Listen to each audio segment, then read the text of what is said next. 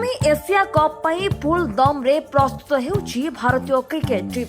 एथर Asia cup टी20 format रे खेला जाउथिबारु team India भरपूर मात्रा रे एहार सुजोग उठाइबो बोली अनुमान करा जाउछि।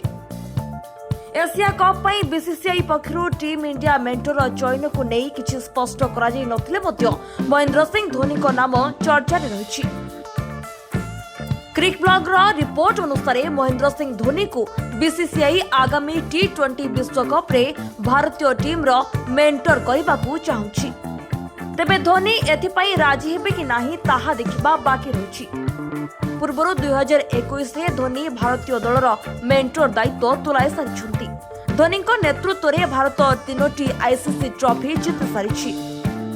धोनी को अभिज्ञता निश्चित भावे दलर मनोबल को सुदृढ़ रखिबो।